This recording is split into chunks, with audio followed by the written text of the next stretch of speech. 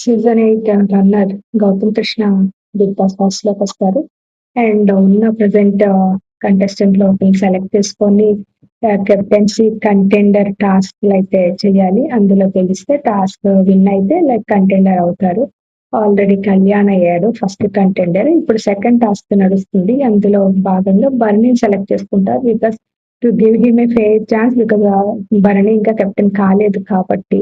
But unfortunately and కొంచెం pressure ఎక్కువ ఉంటది. అండ్ దట్ ఈ టాస్క్ కొంచెం చాలా కాన్సన్ట్రేషన్ అండ్ కొంచెం మెమరీ కూడా యూటిలైజ్ చేసి ఇంటలెక్చువల్ టాస్క్ కొంచెం. అందుకనే ఫిజికల్ కంటే కూడా ఇది కొద్దిగా మైండ్ రిలేటెడ్ టాస్క్ కాబట్టి భరణి కొంచెం స్ట్రెస్ అయిపోయాడు. ఆ ప్రెషర్ లో డిలే అయిపోయింది, లేట్ అయిపోయింది. గౌతమ్ టాస్క్ కంప్లీట్ చేశాడు, బట్ భరణి కంప్లీట్ చేయలేకపోయాడు. కాబట్టి Bharani captaincy task RLC contendership దీని నుంచి 12th కెప్టెన్సీ నుంచి కంప్లీట్ గా అవుట్ అయిపోయాడు ప్రస్తుతానికి. అండ్ సో ఇది నిజంగానే ఇంకా లైక్ నిజంగా ఇన్ సెన్స్ అవుట్ అయ్యాడు, బట్ ఇంకొక ఛాన్స్ రాదు. ఇదే ఇంక ఫైనల్.